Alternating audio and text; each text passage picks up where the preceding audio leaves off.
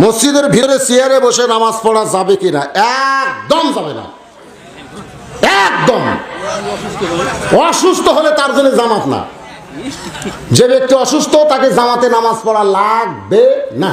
কারণ যৌবন বয়সে যারা সরকারি চাকরি করে, বুড়া বয়সে সরকার কয় না তুই বুড়া হসু, তুই সিএল অফিসে, তাই কোনোদিনও কয় না। তুই বসে থেকে বেতন খা, মরা পর্যন্ত তো পেনশন দেওয়া হবে রে। যে যৌবন সরকারকে দিলে সরকার তাকে মরা পর্যন্ত পেনশন দেয়।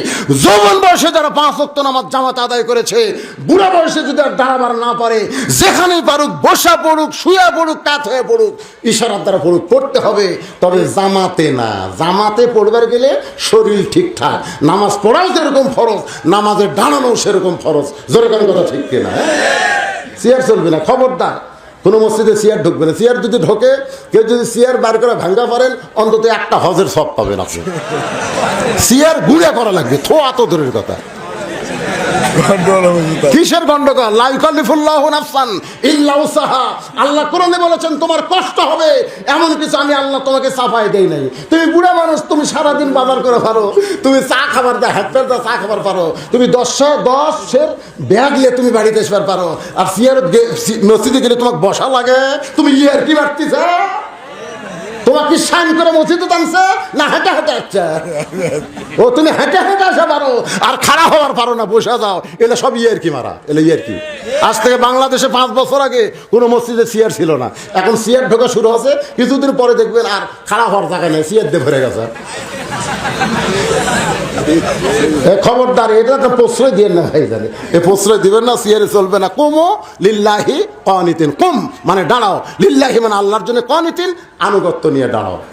আর যদি চেয়ার আপনার লাগে, আপনি তাহলে বাড়িতে পড়বেন, জামাতে পড়বেন। আসে জামাত পড়া যেরকম ওয়াজিব, জামাত সোজা করাও সেরকম ওয়াজিব।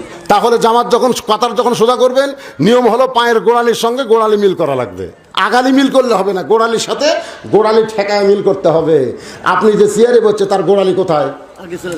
তাহলে আপনি কিভাবে গোড়ালি ঠেকাবেন? তাহলে ওর জন্য তো একটা জায়গা ফাঁকা থাকলো, সামনে কাতার ফাঁকা তুই পিছনে কাতার যতই পুরা করেন জামাত মাকরু হবে। এই জন্য যদি কেউ চেয়ারে বসে নামাজ পড়বারই চায়, তাহলে আপনারা জায়গা দেবেন ভিতরে না বারান্দায়। লাশ চুক্তি শেষ। কি আছে ভাই জানি দেখি,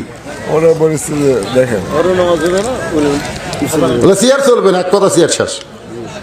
ওয়াক্তিয়া ফরজ সালাত জামি মসজিদ ও ওয়াক্তিয়া মসজিদে পড়া আদায় করলে একই সওয়াব না কম বেশি সওয়াব হয়? অনুগ্রহ করে জানতে চাই। এখানে আমি বুঝতে পারলাম না, মানে যেটা জামি মসজিদ মানে জুমার খুতবা হয় সেই মসজিদ, আর ওয়াক্তিয়া মসজিদ, মসজিদ হলেই হলো।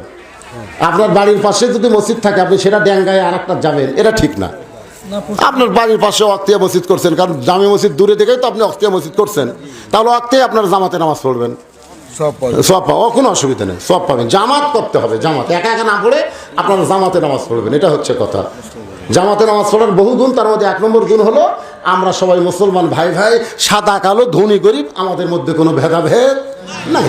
দেখবেন চেয়ারম্যানের কাছে একটা সাধারণ লোক না আছে, এসপির কাছে চৌকিদার খাড়া হয়ে কাতার সোজা করতেছে না?